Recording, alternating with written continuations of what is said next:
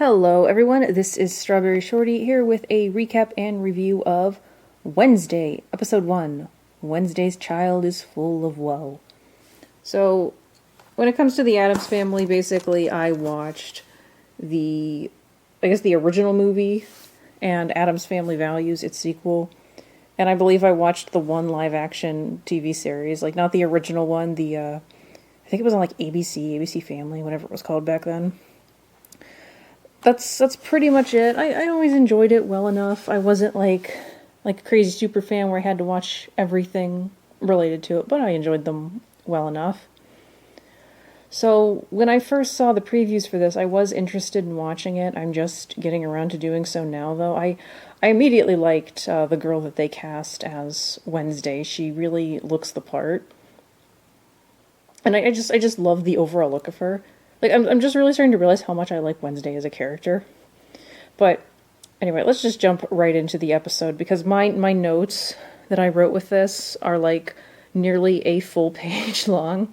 Because if you're new to this channel, I've been homeless for about 6 months, so I am recording everything with a camcorder. I cannot pause it, so I have to make notes to remember everything I just saw. And, with an hour-long episode, it tends to be a lot harder.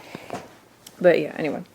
So we kick things off with Wednesday walking in slow motion down the hall of her dreadfully normal school. And I gotta say, I love this part, mostly because the slowed down footsteps and just the sound effects were really good. Like, I love footstep sound effects, especially when they're, like, slow like that. I think it comes from playing a lot of horror games. Footsteps used well can make for a much more tense experience, though that is not quite what they are going for here. Wednesday is obviously an outcast at her school, and she finds her brother Pugsley tied up in her locker. I think it's her locker, maybe it's his locker. Well, she finds Pugsley tied up. He doesn't know who did it, but she has what appears to be a psychic vision that she's trying to hide from her family, and she sees that it's a bunch of jocks. Apparently they're the swim team. So she heads to the swimming pool where they're having practice. They insult her and her brother, and she makes it clear no one is allowed to pick on her brother but her, and pulls out 2 bags of piranhas. And of course, I'd seen this scene on the trailer, but I do wonder where she got piranhas. And she dumps them into the swimming pool. And while it is obviously wrong, I can't help but feel that she is slightly justified, because I'm someone who got bullied a lot in school, and I hate people like that. Plus, these boys have got to be significantly older than Pugsley. Like, it's just so messed up. And he was, like, bound and gagged. Like, what if no one had found him? Like, that could have been horrifying. So, we see one of the boys get bit. Only one, unfortunately. You know, I don't know that I wanted them to die, but I think all of them could have gotten a little biting. Especially since multiple of them were involved in what happened. But we get the opening. I'd seen that before, too. That was kind of circulating online. It's very artsy. It's a little too many bugs for my liking, but I do appreciate how artsy it is. And then we cut to the Addams family driving in a car. And we get our first main look at Gomez, Morticia, and sort of Lurch. Lurch is just kind of there. I do kind of overall like the casting. You know, obviously I'm used to the movie casting. The big change for me when I first saw the cast was probably Gomez, but once you see the original comics, like, he does look the part, so you can't really complain. But apparently, they're driving, hitting birds. I don't know why we're hitting all these birds. Wednesday got expelled. Not really a surprise, considering she put piranhas in the pool and seriously injured a kid, apparently. Not really upset about it, but yeah. So I can't blame the school for expelling her, because, yeah, you can't do that. We cut to a trucker lady with really big eyes letting out I guess he's supposed to be a hiker, who's going through some trail that will pass by what will be Wednesday's new boarding school. It's called Nevermore. And she advises him against it because it's super dangerous. He's not particularly worried. He has glasses, so my first thought is that kid that Wednesday met at camp. I don't remember that dude's name. He's probably not planned to appear in this in any way. Like, I don't think they're going to try and bring his character back. But I keep thinking that every time I see a kid with glasses. So he heads off into the woods. back to the family driving. They're arriving at the school. It's raining. It's cloudy. Morticia is glad that the weather is clearing up, and I agree with her because I think dreary days are nice. Like that's a vibe I totally dig. Like if I could live somewhere where it was dreary all the time, as long as it would not negatively affect me. Because I don't know, like dampness brings out ugly things, but I do like the rainy days. So they go to the headmistress office, Headmistress Weems. And she's this blonde woman in a white outfit at this super dark looking school. And it's just like, you know she's dangerous. You can just kind of tell. We'll see if she actually turns out to be. But, yeah. And we learn how Wednesday got her name, which is interesting, from basically the episode title, a quote that Morticia likes. And apparently Wednesday has been expelled from 8 schools, which, where did she find 8 schools to even go to? Like, even if you consider this is like elementary school, junior high, and high school, I feel like most districts are lucky if they have 2 schools for each of those. So, like, has she been to a boarding school before? We also learned that she is being forced to take therapy because, you know, she was basically charged with attempted murder. Or they almost charged her with attempted murder, and expelling her was kind of a way for the school to avoid getting in trouble. I gotta speed this along, because my videos can only be like 30 minutes with that editing program I use. And I feel like this is gonna end up being really long. So she has to go to therapy. We also learned that the nearby town that the students can sometimes visit is Jericho, and there's never been a good town named Jericho. That's just a name that immediately brings to mind bad things. They take Wednesday to meet her new roommate, which is, this is at the Ophelia house, which was apparently Morticia's house. I think they say Morticia was the headmistress's roommate previously. I get the feeling those two didn't get along, but we meet Wednesday's new roommate, who is a girl named Enid, and she is bright and cheerful and bubbly, and, you know, basically everything Wednesday isn't, so they're not going to get along. And my first instinct is, she is probably not human, but they leave Wednesday with her, you know, show her around, go get her new uniform. They see a picture of Morticia on the fencing team, and she's smiling with her teeth showing, and it feels wrong. And all these rumors are apparently circulating about Wednesday that she killed a kid at her old school. She says it was 2 kids. I don't know if that's true or not. Probably just her being her. And apparently the students at the school actually are mostly supernatural creatures. Like, there's sirens, and I guess gorgons, and vampires, and Enid basically confirms that she is a werewolf. So I was right, she's not human. And some students have apparently been there for decades. That's a bit concerning. And Enid apparently runs like a blog and urges Wednesday to get like TikTok and Instagram and all that, and I don't know the exact quote, but Wednesday basically is like, that's a soul-sucking, this, that, you know. And she's so right.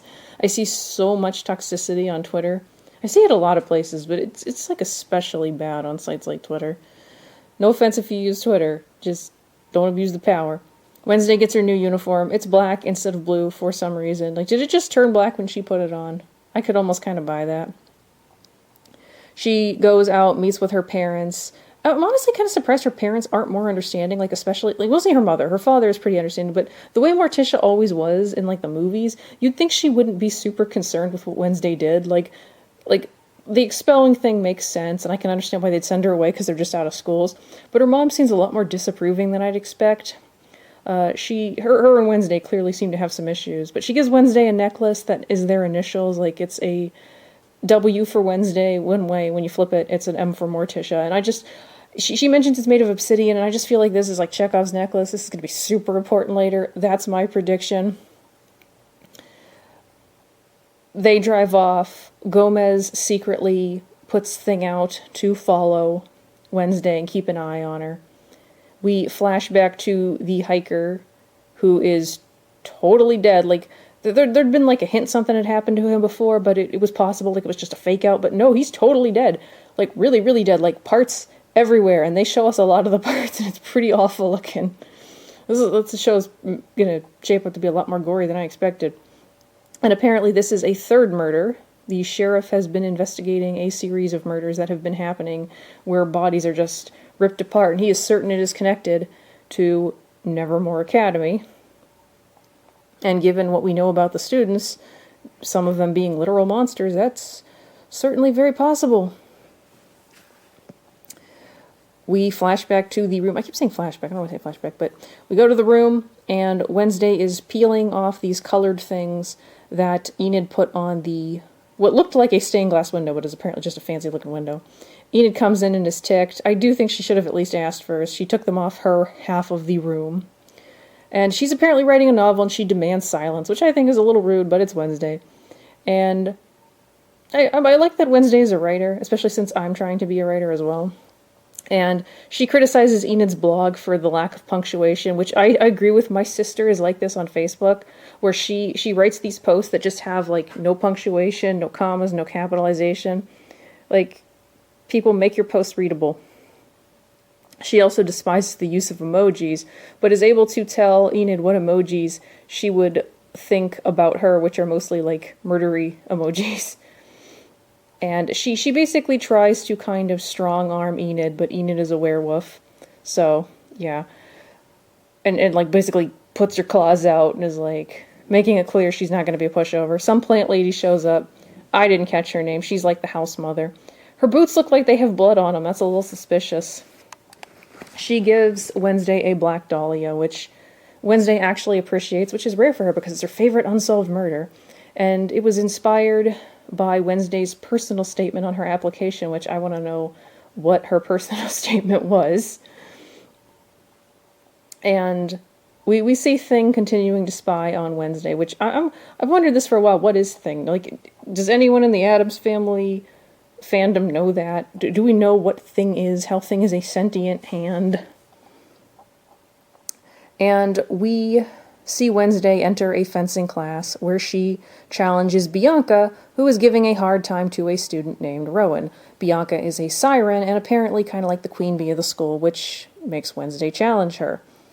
And she manages to do pretty decent. They both get a point. She demands military rule where the first one to draw blood wins, but Bianca actually manages to beat her, which is kind of a shame.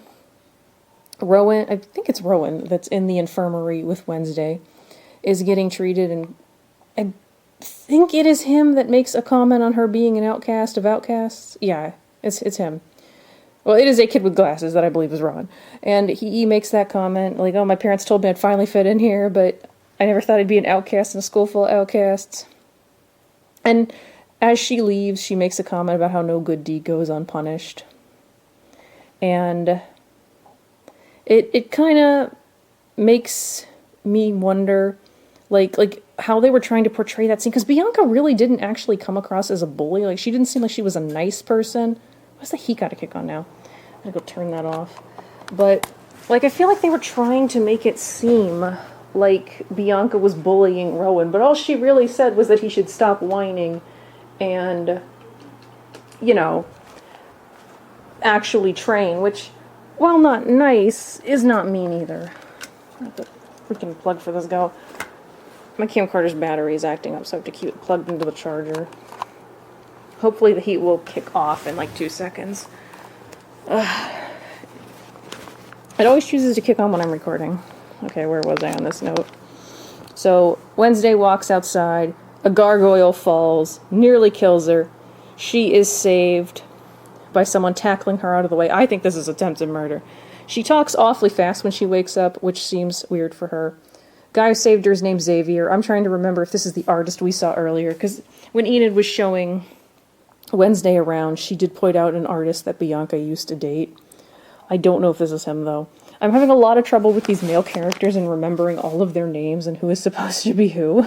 They don't stand out anywhere near as much as the females, especially since everyone has a school uniform on in this. But yeah. So Xavier reveals that they've actually met before, and it was when he was 10 at a relative's funeral.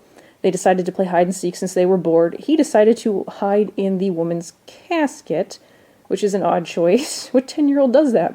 And somehow no one noticed, and they were crating the casket off to the crematorium. Is that how they cremate bodies? It doesn't sound right. But somehow no one noticed he was in there, and he only lived because Wednesday heard the muffled screams, thought the woman to come back to life, and stopped the body from being cremated. So he leaves, and we cut to Wednesday in her room, typing away on her typewriter. I actually used to try writing on a typewriter. It does have a nice sound, but just getting and using all the ink and having to worry about making mistakes that you can't fix, not being able to change anything, I just find a computer way more convenient. She's also listening to music like I do when I write. Not a bad song either. She finds Thing because she smells his lotion. Who puts lotion on Thing? How does Thing see? Someone explain Thing to me. But she finds Thing, calls him out, and basically threatens to lock him in a drawer and make him go insane unless he swears loyalty to her. And I'm just like, what's stopping him from just swearing fake loyalty? He, of course, swears loyalty to her. And how is he going to contact home? He's spying on her, but how, does he operate a phone? What? Morse code, I guess? The headmistress lady drives Wednesday to her therapy session in Jericho, which seems weird for a headmaster to be doing, and Wednesday does call that out. I'm still not sure what to make of this woman. She says she's mostly just there to make sure Wednesday doesn't escape. But yeah, we meet the therapist. She seems far too normal to last up against Wednesday. She calls Wednesday out on the injury of the boy in the pool, and is like, you showed no remorse for this. And I'm just like, did he show remorse? That's what I would want to say. Did he show any remorse for what he did to Pugsley? Because I'm willing to bet he didn't. That's the thing with bullies. Even when they end up getting hurt because one of their victims takes revenge or lashes out, they don't seem to get the message. And apparently, somehow, Wednesday's therapist got a hold of her novel, read it, and were concerned because it's super morbid. And it's this detective story about, a girl named Viper was a weird relationship with her mother, Dominica. I kind of want to read it, but I also want to know how the therapist got it, because this therapist has read it too. Because, my work is very private, and I wouldn't want people snooping and reading it and assuming things about me. I think that's a little messed up. She apparently had sent it to a publisher and, got rejected because it was too morbid, so she sent the lady mousetraps. But anyway, Wednesday is clearly distressed when the woman asks about her character's relationship with her mother and asks to go to the bathroom, and I'm just like, is she going out a window? And yeah, she goes out a window, goes down a drain pipe, sneaks past the headmistress, and bumps into a guy, has a vision. Guy is rude to her, and she just leaves. It's kind of weird. She goes into a coffee place to get coffee, and I don't realize that's what she's doing at first. She proves herself quite talented when she reads some Italian instructions and fixes the coffee machine. I'm surprised she needs to have a coffee before she tries to make her escape. You're still in town. It's only a matter of time before they realize you're missing and come looking for you. She reveals that she's good at dealing with machines because she built a guillotine for her dolls, which is a shame, doll abuse. I like dolls. And he is surprised, this guy, Tyler, who is a coffee shop employee, is surprised that she's getting her hands dirty, because apparently that's uncommon for students from Nevermore. But most of the students from Nevermore are vampires and monsters and werewolves, so it's are they really not getting their hands dirty? I kind of suspect that they are. And she tries to offer him money to leave work and drive her off somewhere, but he tells her he can't be bought and she'll have to wait an hour, which it seems a little weird just because she did say it was an emergency. So these three dudes dressed up as pilgrims who look significantly older than Wednesday, these look like adults, they come in and they start picking a fight with her, and I'm just like, they're about to die. And I wouldn't feel too bad because they're being jerks, picking on this girl just because she's out of school. And it's three grown dudes picking on a tiny little girl. Messed up. And they apparently are employees at Pilgrim World, which, yeah, that exists. And they start harassing Wednesday after she insults the place because one of their dads runs it, and she kicks their butts. Apparently she learned martial arts from her uncle, maybe Fester. The sheriff comes in. He's apparently Tyler's dad. And coming in soon after are the headmaster, and I think the therapist is with her. They take Wednesday away. Hearing her last name, he realizes that she's an Addams Family member, and says that Gomez is a murderer, and he is going to be keeping his eyes on her. As they drive away, they see the car crash Wednesday had a vision of, and we see a dude's broken neck, and it is a painful sight. We cut to Wednesday playing a cello, which is a pretty epic song, and then we see a bunch of clips of what other characters are doing. Like, we see a dude that I think is supposed to be Rowan ripping a page out of a book. Like, it's half a drawing that he rips of, like, a fire and, like, a man confronting a woman. You can't really see them well. We see Tyler getting Gomez's file. We see the sheriff's murder board. We see the artist and the plant lady hearing Wednesday's playing, and then the headmistress turns away from her computer looking weirdly satisfied, but we never quite learn what she's doing. And this whole thing felt like an episode end, but it wasn't. So Enid comes out, sees Thing, and basically reveals that she can't transform even though it's a full moon, and she shows that her extending her claws is all she can do, and her claws are painted all these really pretty colors, and I like it a lot. And she's sad that she can't transform, which is weird because normally werewolves don't want to transform in media, but she wants to. And she's really upset because apparently she'll be kicked out of her pack and she'll never find a mate, which would be pretty terrible. Namely, the kicked out of her pack thing, like your family would just abandon you for not transforming. And she starts crying, questions if Wednesday ever cried.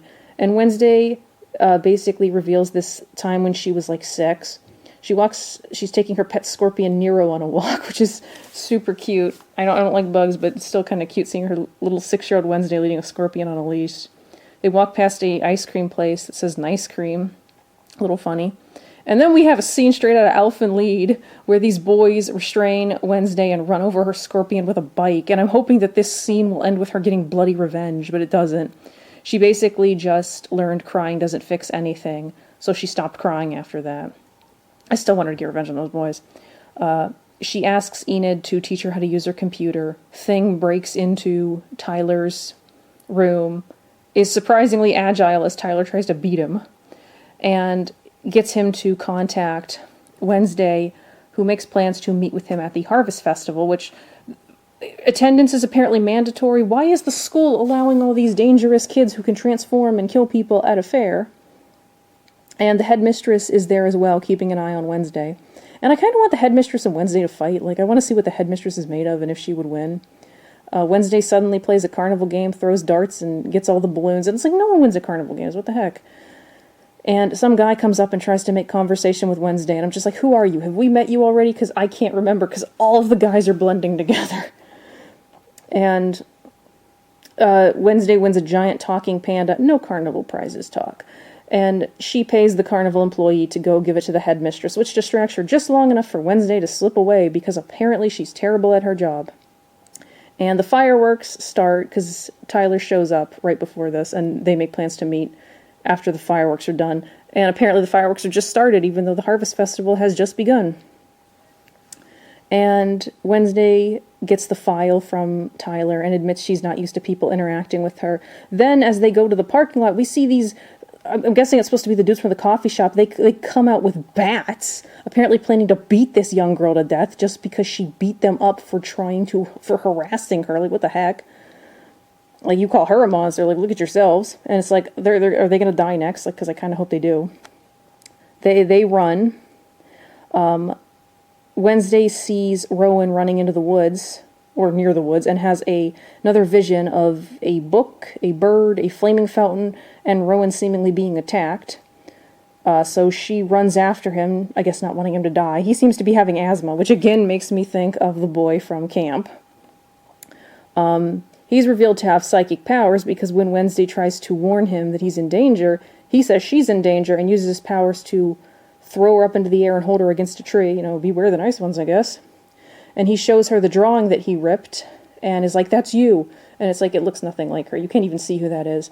And apparently his mom was a powerful seer and drew it 25 years ago and told him that that person would destroy the school and he had to stop her. So he's trying to kill her, but fails because a monster suddenly attacks him. And I think at first it's a werewolf, and I'm wondering if it's Enid. But then we see its face, and it looks like freaking Beetlejuice, honestly. Creature kills Rowan, and it's like, well, he died way faster than I thought he would. He was introduced as, like, seeming like he was going to be a main character. And I'm just like, is Wednesday going to end up getting blamed for this? Because that seems like where this would go. She crawls over to the body to check it, and he certainly seems dead, though he's not torn apart like the murder victim, so who knows if the monster's involved in that. And I'm just like, you should run. Like really, like, This is like the typical moment where someone finds you with the body, like that sheriff dude who doesn't like the fact that his son is talking with you. But that doesn't happen. She does find the ripped page, and I'm just now thinking, like, why did the son rip his mother's drawing? Like, why did he need to take it at all? It's not like he needed it. But, yeah. So, we get... The episode ends with Wednesday finally speaking with her parents over the crystal ball, and they're asking her how things went, and she's thinking about how she was nearly murdered, saved by a monster, and all this terrible stuff is happening. And I'm just like, you should tell them the truth about what's happening, and figuring she won't. But then she says that she's having the time of her life, basically. And I'm thinking that maybe that is her truth, knowing her. We see a bunch of scenes of what's going to happen throughout the season. Namely, that Wednesday tries to tell the sheriff and headmaster that a monster is out there, and they don't believe her. Sheriff kind of makes sense. Headmistress, not so much. She's haunted by a blonde Wednesday, who seems to be wearing some kind of dress. I kind of want to know about that. We finally get Wednesday telling her parents about what she's been going through, and they apparently expected that. I also get a brief glimpse of Fester. We see a dance-like scene where blood is raining down on everyone, and Wednesday seemingly eats some, so I hope it is not blood. And what I swear is cat kayaking, where everyone is wearing black latex suits and cat ears. It was a very brief scene. Wednesday speaks about, like, oh, you sent me here and you didn't think I'd learn your secret. And apparently it's about Morticia and Gomez, and Morticia says, oh, you don't know the whole story. And it looks promising. I got a little rushed at the end because I'm 26 minutes in, and the free recording software I use does not let me go over 30. So... I'm excited to see where this goes. I'm certainly curious. I find myself increasingly liking Wednesday as a character. I'm more into the girl characters than the guy characters because the guy characters still just blend together. They need to stand out more. Give them different hair colors or outfits, just something. Anyway, what did you think of this episode? What did you think of my thoughts on the episode? Let me know in the comments. The video for this probably won't be too fancy because, like I said, that video editing program is not great. It loves to freeze. And this is already going to probably take a while to make. And I hate when it messes up my thing that I make. Like, it just... I've had things get, like, messed up, like, 3 times in a row, and it's infuriating. So, please let me know what you thought in the comments. Thanks for watching, and I will catch you next time. Bye!